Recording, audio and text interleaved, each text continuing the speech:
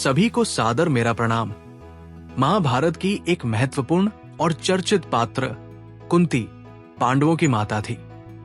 उनकी मृत्यु से जुड़ी कई रोचक और गूढ़ बातें हैं, जो महाभारत के विभिन्न प्रसंगों में संकेतों के रूप में मिलती है। यहाँ उनके जीवन और मृत्यु से जुड़े 12 चौंकाने वाले रहस्यों पर चर्चा की गई है। 1. तपस्विनी का जीवन अंत तक। कुंती ने अपने जीवन का अंतिम समय तपस्या में व्यतीत किया। महाभारत युद्ध के बाद उन्होंने पांडवों को राज्य सौंपने के बाद हस्तिनापुर छोड़ दिया और वन में जीवन बिताने चली गई। 2. मृत्यु का स्थान। कुंती की मृत्यु हस्तिनापुर में नहीं बल्कि वन में हुई थी। वे धृतराष्ट्र और गांधारी के साथ वनवास गई और वहां तपस्या करते हुए प्राण त्याग दिए। 3. वन में योगिनी के रूप में अंत। महाभारत के अनुसार कुंती ने अपनी मृत्यु से पहले सभी सांसारिक मोह त्याग दिए थे और योगिनी के रूप में जीवन व्यतीत करने लगी थी। 4. भीषण अग्निकांड और मृत्यु। महाभारत के बाद धृतराष्ट्र, गांधारी और कुंती ने वन में एक आश्रम में रहने का निर्णय लिया। वहां एक भीषण अग्निकांड हुआ जिसमें तीनों की मृत्यु हो गई। ये घटना उनके संन्यास जीवन का अंत था। 5. स्वेच्छा से अग्नि में प्रवेश। कुछ कथाओं के अनुसार कुंती ने अपनी मृत्यु को स्वीकार करते हुए स्वेच्छा से अग्नि में प्रवेश किया। इसे आत्मत्याग का प्रतीक माना गया। 6. कर्ण के लिए पश्चाताप का अंत। कुंती का कर्ण के प्रति पश्चाताप और मातृत्व भाव उनकी मृत्यु तक बना रहा।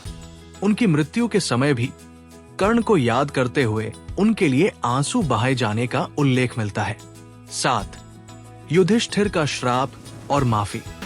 महाभारत के बाद युधिष्ठिर ने कुंती को यह श्राप दिया था कि उन्होंने कर्ण की सच्चाई छिपाई, जिससे अनगिनत लोग मारे गए। कुंती ने युधिष्ठिर से माफी मांगी और वन जाने का निर्णय लिया। 8. तपस्वी जीवन के कारण मृत्यु स्वीकार। महाभारत के युद्ध के बाद कुंती ने सांसारिक सुखों का परित्याग कर दिया था। उन्होंने आत्मा को मोक्ष की प्राप्ति के लिए तपस्या का मार्ग अपनाया। 9. अंत में धृतराष्ट्र और गांधारी का साथ। कुंती ने अपनी बहू द्रौपदी और पांडवों को छोड़कर धृतराष्ट्र और गांधारी के साथ अंतिम समय बिताने का निर्णय लिया।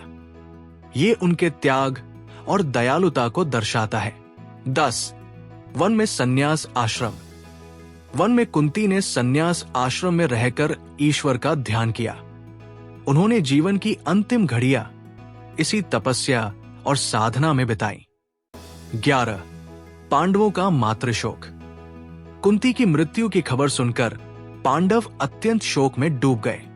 विशेष रूप से युधिष्ठिर ने इसे अपनी मां के प्रति कर्तव्य पूरा न कर पाने के रूप में महसूस किया। 12. मोक्ष की प्राप्ति। महाभारत के अनुसार कुंती की मृत्यु के बाद उनकी आत्मा को मोक्ष की प्राप्ति हुई। इसे उनके त्याग और तपस्या का फल माना गया। कुंती के जीवन और मृत्यु के ये पहलू उनके चरित्र की महानता और संघर्षों को दर्शाते हैं। महाभारत के अन्य पात्रों की तरह कुंती की कहानी भी हमें जीवन में त्याग, धैर्य और कर्म की शिक्षा देती है।